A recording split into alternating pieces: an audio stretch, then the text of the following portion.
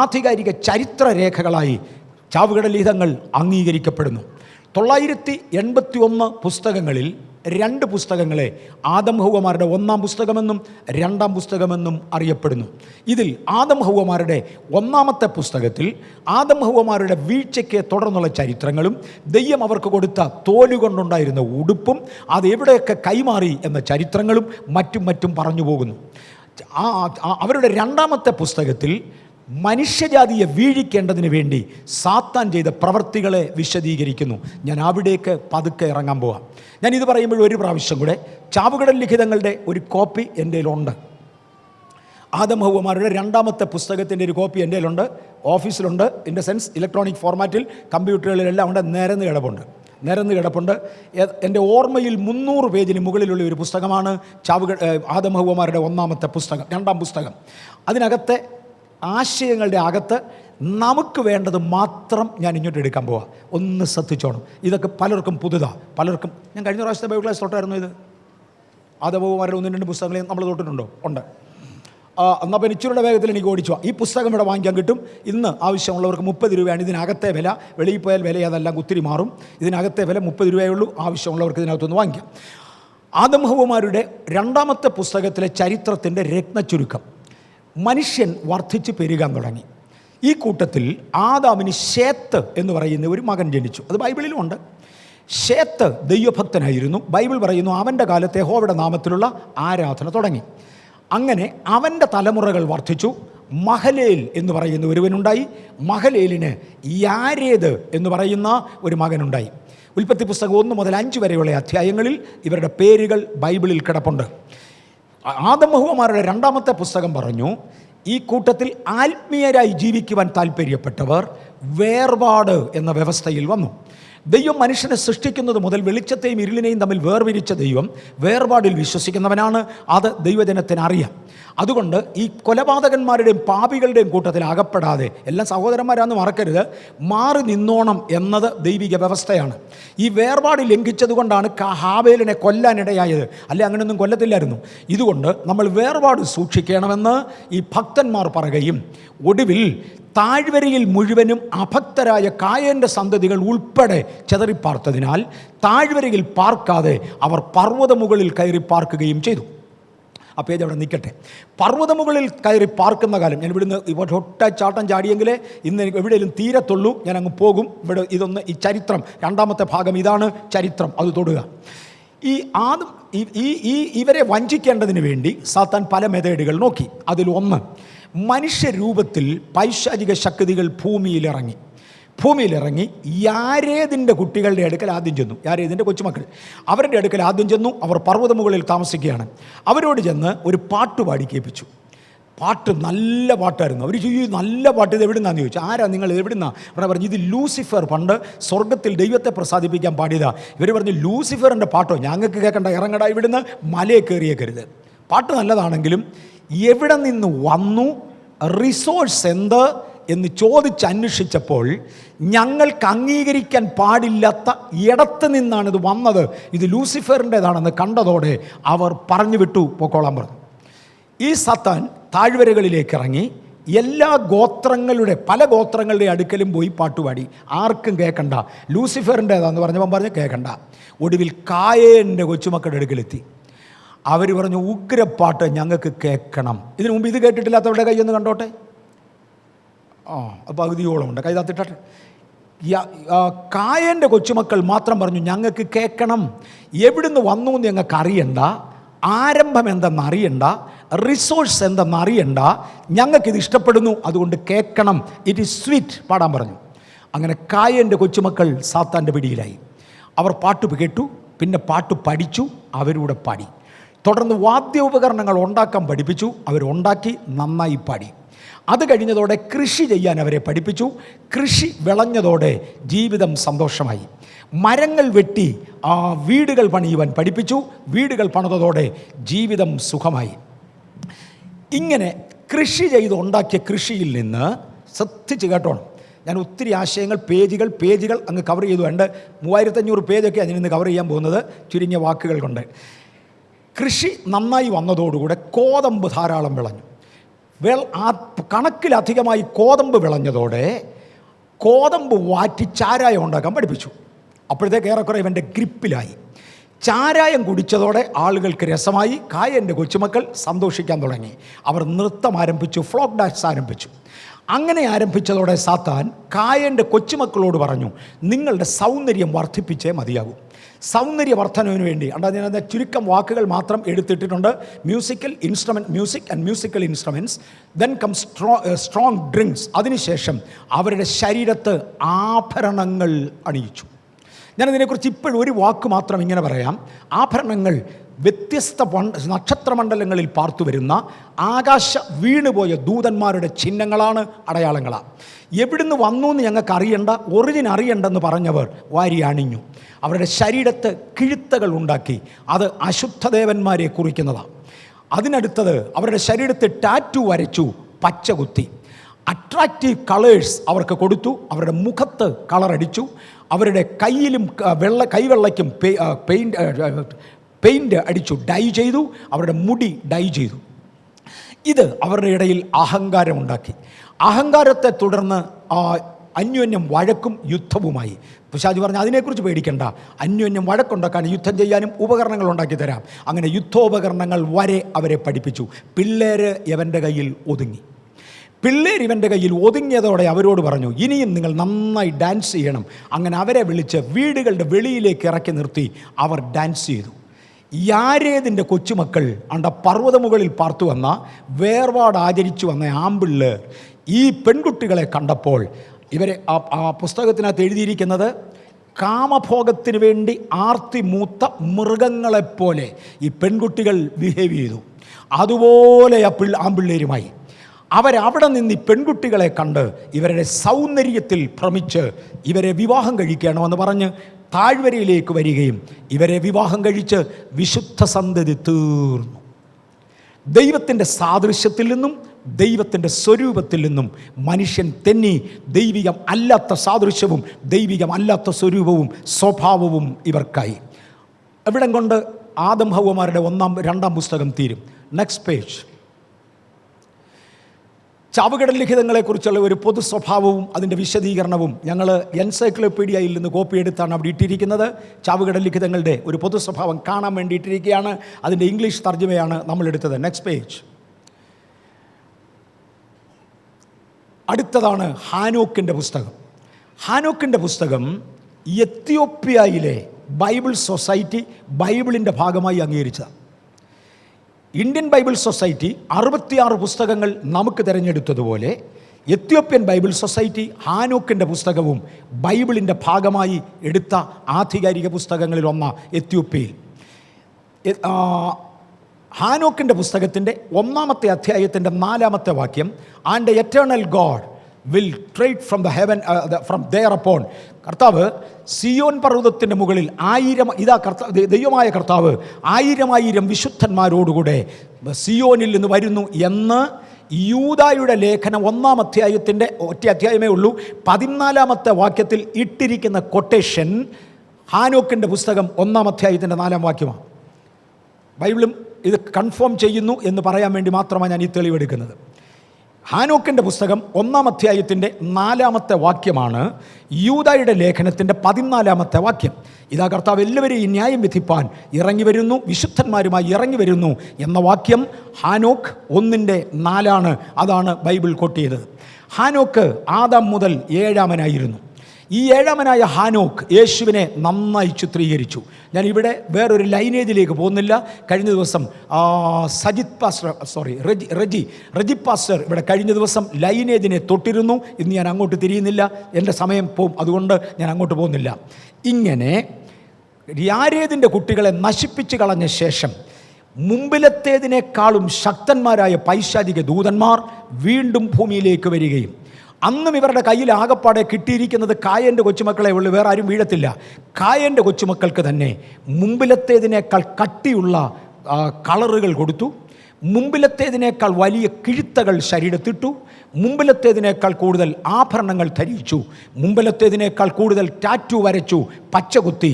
അതോടുകൂടെ കണ്ണെഴുതുവാനും കൺപോളകൾക്ക് ഭംഗി വരുത്തുവാനും അങ്ങനെ ബ്യൂട്ടിഫിക്കേഷനും ബോഡി മോഡിഫിക്കേഷൻ വരെ അവരെ പഠിപ്പിച്ചു.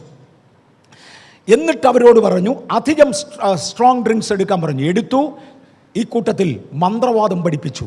ആഭിചാരം എന്താണ്, മന്ത്രവാദം എന്താണ്, അത് പഠിപ്പിച്ചു. ഇങ്ങനെ സകല പൈശാചിക വിദ്യകളിൽ എന്ന് പറഞ്ഞ ആയുർവേദം കൈമാറി. ഇത് കഴിഞ്ഞ ശേഷം എന്ന് പറഞ്ഞാൽ മെഡിക്കൽ വാല്യൂസ് കൈമാറി. ആയുർവേദം എന്നുള്ളത് എൻ്റെ പദമാണ്. മെഡിക്കൽ വാല്യൂസ് കൈമാറി. അതിനുശേഷം അവരോട് പറഞ്ഞു നിങ്ങൾ വെളിയിലേക്ക് ഇറങ്ങുന്ന യുദ്ധം ചെയ്യുക. അടുത്ത പേജ് എടുത്താട്ടെ. അവർ വെളിയിലേക്ക് ഒന്നുകൂടെ തിരിച്ചു വരാം. ഓക്കെ.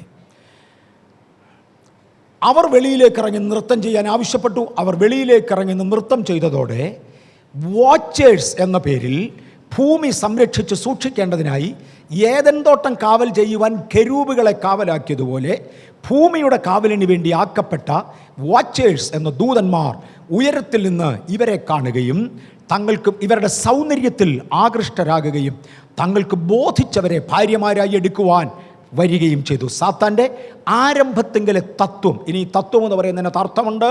തത്വം ആകർഷിക്കുക, അല്ലെങ്കിൽ എന്നാണ് സെഡ്യൂസ് ചെയ്യുക എന്നൊക്കെ പറയും. മലയാളം ഒന്നും ഞാൻ അങ്ങോട്ട് പോകുന്നില്ല, എല്ലാവർക്കും ഒക്കെ അറിയാം. സെഡ്യൂസ് ചെയ്യുക എന്നത് പിശാചിൻ്റെ ഒന്നാമത്തെ തത്വമായിരുന്നു. അതിനുവേണ്ടി അലങ്കാരങ്ങളും സംവിധാനങ്ങളും സാത്താൻ ചെയ്തു കൊടുത്തു. അവൻ ഉണ്ടാക്കിയ ഓരോ സംവിധാനങ്ങളും അലങ്കാരങ്ങളും പൈശാചിക രൂപങ്ങളായിരുന്നു.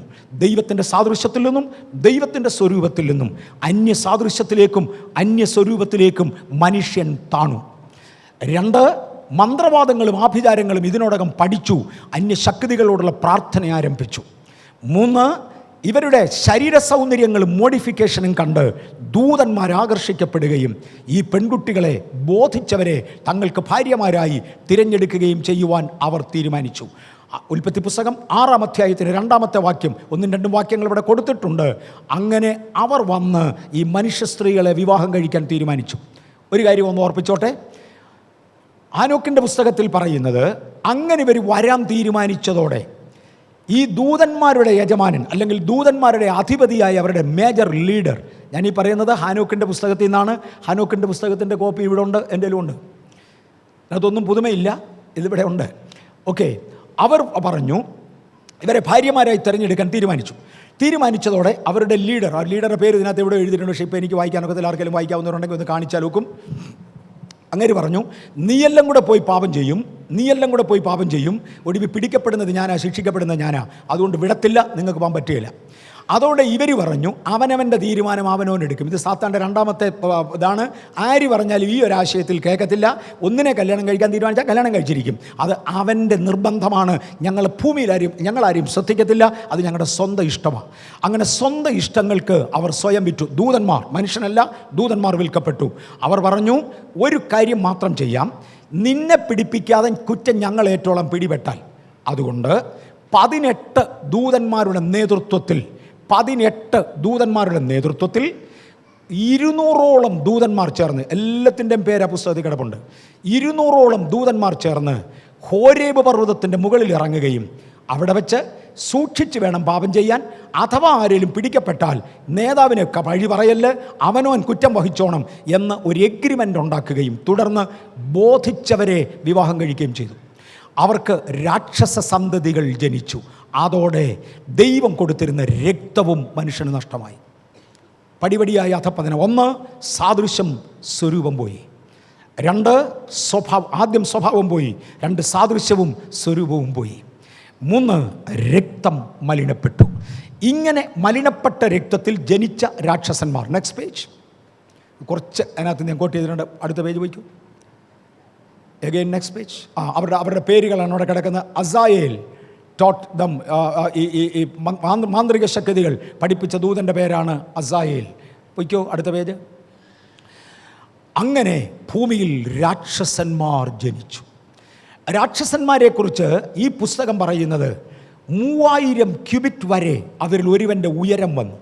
3000 ക്യൂബിറ്റ് എന്ന് പറയുന്നത് 4500 അടി, ഏതാണ്ട് 1 കിലോമീറ്ററിലധികം ഉയരം വരെ ഒരുത്തൻ വളർന്നു. ഇങ്ങനത്തെ രാക്ഷസന്മാരുണ്ടായി. കുറേ രാക്ഷസന്മാരുടെ പിക്ചേഴ്സും മറ്റും അവിടെ കാണിച്ചു, 1-ാമത്തെ പടത്തിൽ കാണിച്ചു. അതിനെ തുടർന്ന് യഹോവയായ ദൈവം പറഞ്ഞു, ഇതിനെ തുടർന്ന് ഹെബ്രിയേൽ, മീഖായേൽ, ഉറിയേൽ, അരിയേൽ എന്ന 4 ദൂതന്മാർ ചേർന്ന് ദൈവത്തിന് ഒരു റിപ്പോർട്ട് കൊടുത്തേച്ച് പറഞ്ഞു, ഭൂമി വഷളായി. ഇനി ഒന്ന് ശ്രദ്ധിച്ചോണം. ഹാനോക്കിൻ്റെ പുസ്തകം പറയുന്നത് ഈ ഇറങ്ങി വന്ന ദൂതന്മാർ വൻകിട മൃഗങ്ങളുമായി വിഭജിച്ചു. അവിടെ കൊണ്ട് ഡൈനാസർ മുതലായ വലുപ്പമേറിയ ജീവികൾ ഉണ്ടായി. ഇവർ മത്സ്യങ്ങളുമായി വ്യഭിചരിച്ചു. അങ്ങനെ ലിവ്യഥാനും മറ്റുമുണ്ടായി. ഇവർ പക്ഷികളെ വഷളാക്കി ദുഷ്ടപക്ഷികൾ ജനിച്ചു. ഇവർ റാറ്റിൽസിനെ എന്ന് പറഞ്ഞാൽ എലി, പാറ്റ മുതലായതിനെ പിടിച്ചു തിന്നു. അവർ കണ്ടതിനെ മുഴുവനും നശിപ്പിച്ചു. ഭൂമി രക്തപാതകം കൊണ്ട് നിറഞ്ഞു. ആദാമിനോട് ദൈവം പറഞ്ഞത്, കാട്ടിലെ മൃഗങ്ങൾ, ആറ്റിലെ മത്സ്യങ്ങൾ, പിന്നെ വെള്ളത്തിലെ മത്സ്യങ്ങൾ, ആകാശത്തിലെ പറവകൾ, ഇവിടെ വരെ നിൻ്റെ അധികാരം പുലർത്തിക്കോണം. മൊത്തം അധികാരം അശുദ്ധ ദൂതന്മാർ കൊണ്ടുപോയി. കഴിഞ്ഞു, മനുഷ്യൻ്റെ കയ്യിൽ നിന്ന് തെന്നിപ്പോയി. ഈ സാഹചര്യത്തിലാണ് യഹോവയായ ദൈവത്തിന് ഒരു റിപ്പോർട്ട് കിട്ടുന്നത്. തേണ്ടേ, മനുഷ്യൻ വഷളായി, ഭൂമി രക്തപാതകം കൊണ്ട് വഷളായി. ഇതുകൊണ്ട് ഒന്ന് നോക്കാൻ വേണ്ടി യഹോവയായ ദൈവം ഇറങ്ങി വരികയും നോഹയെ മാത്രം ആ തലമുറയിൽ നീതിമാനായി കാണുകയും ചെയ്തു. നോഹയുടെ കുടുംബമാണ് റൈറ്റ് സൈഡിൽ. ഇറ്റ്സ് ഇമാജിനേഷനാണ്, വേറൊന്നുമല്ല. ദയവായിട്ട് അടുത്ത പേജ് പോകാം. Next page, go to the next page. Okay, അവിടെ നിൽക്കട്ടെ. പിന്നെ നോഹയെക്കുറിച്ച് ഞാനൊരു പദം അതിനകത്ത് ഇട്ടിട്ടുണ്ടായിരുന്നു. Can you get him? The തമിയാം എന്ന വാക്ക്, തമിയാം എന്ന വാക്ക് അത് തന്നെ. നോഹ തൻ്റെ അതിനകത്ത് തമിയാമുണ്ടോ? ഉണ്ട്. നോഹ തൻ്റെ തലമുറയിൽ നീതിമാനായിരുന്നു. ഐം സോറി, എൻ്റെ കണ്ണും ആ ബോർഡിൻ്റെ വലിപ്പവും കൂടെ ശരിയാകില്ല. ആരെങ്കിലും എന്തെങ്കിലും ചെയ്താൽ ബോർഡ് അടുത്ത് കിട്ടിയാൽ നല്ലതാണ്. ഓക്കെ, എൻ്റെ ഫ്യൂച്ചർ. നോഹയെക്കുറിച്ച് അവൻ നീതിമാനായിരുന്നു എന്ന് എഴുതിയിരിക്കുന്ന വാക്കുണ്ടല്ലോ, നീതിമാൻ. നീതിമാൻ എന്നതിന് തമിയം എന്ന വാക്കാണ് എബ്രായയിൽ കൊടുത്തിരിക്കുന്നത്. ഹീബ്രുവിൽ തിരിച്ചു അത് തന്നെ എബ്രായ ഭാഷയിൽ കൊടുത്തിരിക്കുന്നത്. ആ തമിയം എന്നുള്ള വാക്കിൻ്റെ അർത്ഥം ഒന്ന് നോക്കിക്കോണം. It's a noun form, without blemish, complete, full, perfect, undefiled, upright, without spot, sound. Say he kept the pure blood. ഒന്ന്, അവൻ്റെ രക്തം വിശുദ്ധമായിരുന്നു. ആ കുടുംബത്തിൽ ഒരു ദൂതനും കയറി ഒരു ദോഷവും ചെയ്തിട്ടില്ല. കാര്യം നോഹയ്ക്ക് ദൈവത്തിൻ്റെ കൃപ ലഭിച്ചു. ആ കുടുംബത്തിൽ വേറൊന്നും ചെയ്തില്ല. അവരുടെ ശരീരങ്ങൾ ദൈവം സൃഷ്ടിച്ചതുപോലായിരുന്നു. It was perfect, it was undefiled. കേടില്ലാത്ത ശരീരം, അത് കിഴുത്തയില്ല, മുറിവില്ല, വരയില്ല. ദൈവം സൃഷ്ടിച്ച ശരീരം. ഒരൊറ്റ കുടുംബത്തെ മാത്രം ദൈവത്തിന് കണ്ടുകിട്ടി. ഇതിനെ കിട്ടിയതോടെ ദൈവം പറഞ്ഞു, ബാക്കിയുള്ളതിനെ ഞാൻ തീർക്കാൻ പോകാം. എൻ്റെ സാദൃശ്യത്തിലും എൻ്റെ സ്വരൂപത്തിലും നിൽക്കേണ്ടതിന് ഞാൻ സൃഷ്ടിച്ച മനുഷ്യനെ സാത്താൻ അപഹരിച്ച് അവൻ്റെ സാദൃശ്യത്തിലും അവൻ്റെ സ്വരൂപത്തിലും മുദ്ര കുത്തിയെങ്കിൽ നോ, എൻ്റെ സാദൃശ്യത്തിലുള്ളതിനെ എനിക്ക് വേണം. അതുകൊണ്ട് അവൻ്റെ കുടുംബത്തിൻ്റെ രക്ഷയ്ക്ക് വേണ്ടി നോഹ ഒരു പെട്ടകം തീർക്കുകയും ബാക്കിയുള്ളതിനെ ദൈവം ജലപ്രളയത്തിൽ നശിപ്പിക്കുകയും ചെയ്തു. ഇവിടം വരെ ഏറെക്കുറെ കിട്ടി.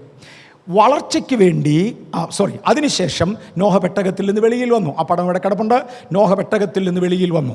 ആ കുടുംബത്തെ ദൈവം വീണ്ടും അനുഗ്രഹിച്ചു. നിങ്ങൾ സന്താനപുഷ്ടിയുള്ളവരായി പെരുക. Next page.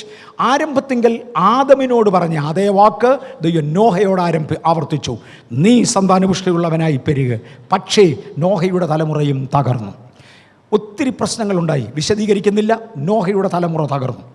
ആദ്യമേ ദൈവം വളർച്ചയ്ക്ക് വേണ്ടി വിളിച്ചത് ആദമിനെയായിരുന്നു. ആദാമ്യ സന്തതി സ്വഭാവത്തിൽ, ശരീരത്തിൽ, രക്തത്തിൽ നശിച്ചു. അതിനെ തുടർന്ന് ദൈവം നോഹയെ തിരഞ്ഞെടുത്തു. നോഹയുടെ തലമുറ ഒന്നിനു പുറകെ ഒന്നിലായി നശിച്ചു. ഞാനത് വിശദീകരിക്കാൻ വരുന്നില്ല. വീണ്ടും ദൈവത്തിൻ്റെ പുത്രന്മാർ, മനുഷ്യൻ്റെ പുത്രിമാരെ സൗന്ദര്യമുള്ളവരെന്ന് കണ്ടു, ബോധിച്ചവരെ വിവാഹത്തിനെടുത്തു എന്ന് വീണ്ടും നടന്നുവെന്ന് ബൈബിൾ ചിത്രീകരിക്കുന്നു. അടുത്ത പേജ്. അങ്ങനെ ജനിച്ചതിൽ ഒരുവനായിരുന്നു നിമ്രോദ് എന്ന രാക്ഷസ രാജാവ്. ഇവനൊരു രാക്ഷസനായിരുന്നു. നിമ്രോദ് ഒരു ഗോപുരം പണിയാൻ തീരുമാനിച്ചു. ആ ഗോപുരത്തിൻ്റെ വലിപ്പം കഴിഞ്ഞ പ്രാവശ്യം ഞാൻ തൊട്ടതാണ്. ഒരു ഗോപുരം പണിയാൻ തീരുമാനിച്ചു. അവനെക്കുറിച്ച് ഇന്ന് കിട്ടിയ ഒരു ഇൻഫർമേഷൻ, കറുത്ത വർഗത്തിൽപ്പെട്ടവനായിരുന്നു ഇവനെന്ന്. അവൻ്റെ അമ്മ ഒരു കറമ്പിയായിരുന്നു. ദൂതൻ കറുത്തതോ വെളുത്തതോ എനിക്ക് അറിഞ്ഞുകൂടാ. രണ്ടായാലും ഇവൻ കറുത്ത വർഗത്തിൽപ്പെട്ടവനാണ്. കറുത്ത വർഗത്തിൽപ്പെട്ടവനും ഭൂമിയിൽ ഇന്ന് വരെ അറിയപ്പെട്ടതിലെ ഏറ്റവും പവർഫുള്ളുമായ രാജാവായി ഇവൻ മാറി. ഇവൻ തീരുമാനിച്ചു, നമ്മളൊരു ഗോപുരം പണിയാൻ പോകുകയാണ്. ഗോപുരത്തിന് പ്രധാനമായും 2 ലക്ഷ്യങ്ങളുണ്ട്. ഒന്നാമത്തെ ലക്ഷ്യം, ഇനി ഒരു മഴ പെയ്താൽ അത് നമ്മുടെ കെട്ടിടത്തിൻ്റെ അകത്ത് വീഴാതെ മഴക്കാറിൻ്റെ മുകളിൽ നിൽക്കണം. അതുകൊണ്ട് ഉയരമുള്ള ഒരു കെട്ടിടം പണിയണം. ആ കെട്ടിടത്തിൻ്റെ ചുമ്മാ ഒരു രൂപ ഭംഗിക്ക് വേണ്ടി അവിടെ ഇട്ടിരിക്കുന്ന ഉള്ളത് മനസ്സിലാക്കാൻ വേണ്ടി വളരെ ഉയരമുള്ള ഒരു കെട്ടിടം പണിയണം. ഏറ്റവും കുറഞ്ഞത് മഴക്കാറിനേക്കാൾ കൂടുതൽ ഉയരമുള്ള കെട്ടിടമായിരിക്കണം. മഴക്കാറാണെങ്കിൽ 11 കിലോമീറ്ററിൻ്റെ മേളിൽ ഉയരത്തിലാണ് പോകുന്നത്. അതിൻ്റെ മേളിൽ പോയില്ലെങ്കിൽ അകത്ത് മഴ വീഴും. അത്രയും കളരമുള്ള ഒരു കെട്ടിടം വേണം. ഇത് സാധിക്കുമോ എന്നുള്ളത്, അതിന് വേറെ ഒരു ഉദ്ദേശം കൂടെ ഉണ്ട്. രണ്ടാമത്തെ ഉദ്ദേശം പിന്നെ വരാം. അത് സാധിക്കുമോ എന്നുള്ളതാണ് ആദ്യത്തെ ചോദ്യം. അടുത്ത പേജിൽ നിന്ന് എടുത്താട്ടെ. ഇന്ന് ഭൂമിയിൽ ഉയരമുള്ള കെട്ടിടങ്ങളാണ് ഇവിടെ കാണിച്ചിരിക്കുന്നത്. കഴിഞ്ഞ പ്രാവശ്യം ഒത്തിരിയും കൂടെ കാണിച്ചത് മതി. ഇപ്രാവശ്യം ഇന്ന് ഭൂമിയിൽ ഏറ്റവും കൂടുതൽ ഉയരമുള്ള കെട്ടിടമാണ് ആദ്യം കാണുന്ന ബുർജ് ഖലീഫ. ഇത് ദുബായിൽ നിൽക്കുന്നതാണ്. 2015 ഇന്നത്തെ സാങ്കേതിക ഡെവലപ്മെൻറ്റുകൾക്കുള്ളിൽ എല്ലാ ഗ്രേഡിലുള്ള സിമെൻറ്റും എല്ലാ ഇനം മെറ്റലും എല്ലാ അലോയിയും നിലവിലുള്ള ഈ കാലത്ത് ശാസ്ത്രജ്ഞന്മാരും യൂണിവേഴ്സിറ്റികളും എൻജിനീയേഴ്സും ധാരാളമുള്ള ഈ കാലത്ത് പണിതിരിക്കുന്ന ഏറ്റവും ഉയരമുള്ള, ഭൂമിയിൽ പണിതിരിക്കുന്ന ഏറ്റവും ഉയരമുള്ള കെട്ടിടമാണ് കാണുന്ന ബുർജ് ഖലീഫ. ഇതിൻ്റെ ഉയരം 856 മീറ്ററേ ഉള്ളൂ, 1 കിലോമീറ്റർ പോലും ഇല്ല. ഇതാണ് ഇന്നത്തെ സ്ഥിതിയെങ്കിൽ നിമ്രോദ് എങ്ങനെ 11 കിലോമീറ്ററിലുപരി വലിപ്പമുള്ള കെട്ടിടം പണിയാൻ തീരുമാനിച്ചു? Next page. ഇതിങ്ങനെ വലിയൊരു കെട്ടിടം നിൽക്കുന്നത് കണ്ടപ്പോൾ ജപ്പാൻ ആകപ്പാടെ അനിഷ്ടം തോന്നി. അവർ പറഞ്ഞു, ലോകത്തിലെ ഏറ്റവും വലിയ ടെക്നോളജി ഞങ്ങളുടെയാണ്, ഞങ്ങൾക്കില്ലാത്ത വലിപ്പത്തിൽ ദുബായ് പണിതോ, ഞങ്ങൾ പണിയും. അവർ കണ്ട 4 കിലോമീറ്റർ ഉയരത്തിലൊരെണ്ണം പണിയാൻ നോക്കി, ഫെയിലായിപ്പോയി, ഒത്തിട്ടില്ല. അതിന് എക്സീഡ് 4000 എന്ന പേരിൽ മാറ്റിയിട്ടിരിക്കുകയാണ് എന്ന് പറഞ്ഞങ്ങ് വിടട്ടെ. അടുത്ത പേജ്. എന്നാൽ ഇവൻ്റെ ഈ കെട്ടിടം പണിയാൻ ഇവൻ ഉദ്ദേശിച്ചു. അതിനകത്ത് ആ സിമ്പിൾസ് ഉണ്ടോ? സോഡിയാക് സൈൻസ് ഇല്ല. ഇരുന്നോട്ട് അടുത്ത പ്രാവശ്യം കൊണ്ടുവരാൻ. കഴിഞ്ഞ പ്രാവശ്യം നമ്മൾ കണ്ടതാണ്. ഇവൻ ഈ ഉയരമേറിയ കെട്ടിടം പണിതിട്ട് അതുകൊണ്ട് എന്ത് ചെയ്യാനാണ് ഉദ്ദേശിച്ചത്? അതിൻ്റെ മുകളിൽ, ആ വലിയ കെട്ടിടത്തിൻ്റെ മുകളിൽ പൈശാചിക ശക്തികളെ പ്രീതിപ്പെടുത്തുന്ന ആ സോഡിയാക് സൈനുകൾ ഉണ്ടാക്കി വെക്കാൻ തീരുമാനിച്ചു. ദൈവം സൃഷ്ടിച്ച ദൈവത്തിൻ്റെ സാദൃശ്യവും ദൈവത്തിൻ്റെ സ്വരൂപവും വിട്ട് പൈശാചിക സാദൃശ്യത്തിലേക്കും പൈശാചിക സ്വരൂപത്തിലേക്കും ഭൂമിയെ മാറ്റി. ഈ ഭൂമിയിൽ പൈശാചിക അധികാരത്തിന് വേണ്ടി സാത്താൻ്റെ കോളനിയാക്കാൻ തീരുമാനിക്കുകയും അവൻ്റെ ചിഹ്നങ്ങൾ ഇവിടെ വെക്കാൻ ശ്രമിക്കുകയും ചെയ്തു. ആരംഭത്തിങ്കൽ സംഭവിച്ചതിനേക്കാൾ കട്ടിയായ നീക്കമായിരുന്നത്. മറ്റേത് മനുഷ്യ ശരീരത്തെയും സ്വഭാവത്തെയും രക്തത്തെ വരെ മലിനമാക്കി. തുടർന്ന് അതുമാത്രമല്ല, ഭൂമി കൂടെ വഷളാക്കേണ്ടതിന്, അടുത്ത പടിയിൽ നമ്മൾ ഇന്ന് കയറും, ഭൂമി കൂടെ വഷളാക്കേണ്ടതിന് ഇവിടെ ഒരു ഉയർന്ന ഗോപുരം പണിത് അതിൻ്റെ മുകളിൽ പൈശാചിക ചിഹ്നങ്ങൾ വെക്കുവാൻ അവൻ തീരുമാനിച്ചു. വളർച്ചയ്ക്ക് വേണ്ടി വിളിച്ച ഒന്നാമത്തെ വ്യക്തിത്വം ആദം തകർന്നു. രണ്ടാമത്തെ വ്യക്തിത്വം നോഹ തകർന്നു. ദൈവം മൂന്നാമത് വിളിക്കുന്നത് അബ്രഹാമിനെയാണ്. അബ്രഹാമേ വാ. അതിനു മുമ്പ് ഞാൻ എടുത്തിട്ടില്ല ഇവിടെ, കഴിഞ്ഞ പ്രാവശ്യം ഞാൻ തൊട്ടിട്ടില്ല. മൂന്നാമതായി ദൈവം വിളിക്കുന്നത് അബ്രഹാമിനെയാണ്. അബ്രഹാമിനോട് വിളിച്ചു പറഞ്ഞു, വാ, ഞാൻ നിന്നെ ഒരു ജാതിയാക്കും, നീ എൻ്റെ പ്രമാണങ്ങൾ സൂക്ഷിക്കണം. നോഹയ്ക്ക് ഞാൻ എൻ്റെ പ്രമാണങ്ങൾ കൊടുത്തു, കാര്യമായിട്ടൊന്നും കൊടുത്തില്ല, കുറേയൊക്കെ കൊടുത്തു, അതും അവൻ പാലിച്ചില്ല. ആദമിന് കൊടുത്തു, അവൻ പാലിച്ചില്ല. അതുകൊണ്ട് നീയും ഞാനും തമ്മിൽ ഒരു ഉടമ്പടി ചെയ്യണം, നീ എൻ്റെ പ്രമാണം പാലിക്കണം. അങ്ങനെ ഒന്നാമത്തെ പ്രമാണമായി ദൈവം പരിച്ഛേദനയെ നിയമിച്ചു കൊടുത്തു. നീ പരിച്ഛേദന ആചരിക്കണം. നാം തമ്മിലുള്ള ഒന്നാമത്തെ പ്രമാണം അവിടെയായിരിക്കും ആരംഭിക്കുന്നത്. അബ്രഹാം പരിച്ഛേദനയ്ക്ക് തീരുമാനിച്ചു. ഉൽപ്പത്തി പുസ്തകം 15-ാം അധ്യായത്തിൻ്റെ 7-ാമത്തെ വാക്യത്തിൽ ദൈവം അബ്രഹാമിനോട് നീ പരിച്ഛേദന ആചരിക്കണം എന്ന് പറഞ്ഞു. 7 മുതൽ 21 വരെ. അങ്ങനെ ഞാൻ നിനക്ക് അവകാശം തരാം. അതിൻ്റെ 17-ാമത്തെ വാക്യവും 17-ാം അധ്യായത്തിൻ്റെ 10-ാമത്തെ വാക്യത്തിലും പരിച്ഛേദനയെക്കുറിച്ച് ദൈവം പറയുന്നതായി കാണാം. തുടർന്ന് ശ്രദ്ധിച്ച് കേട്ടോണം. തുടർന്ന് ലേവ്യ പുസ്തകം 19-ന്റെ 4-ാമത്തെ വാക്യം ദയവായി ആരെങ്കിലും ഒന്ന് വായിക്കാമോ? ലേവ്യ പുസ്തകം 19-ാം അധ്യായത്തിൻ്റെ 4-ാമത്തെ വാക്യം. ദൈവം അബ്രഹാമിൻ്റെ സന്തതിക്ക് കുറേ പ്രമാണങ്ങൾ കൊടുക്കുക. ഞാനൊന്നുകൂടെ അത് വാക്യം എടുക്കുമ്പോഴത്തേക്കൊന്ന് ശ്രദ്ധിച്ചോ. ആദം വീണു, ആദമിൻ്റെ സന്തതി വീണു, നോഹയുടെ സന്തതി വീണു, നിമ്രോദ് വരെ എത്തി.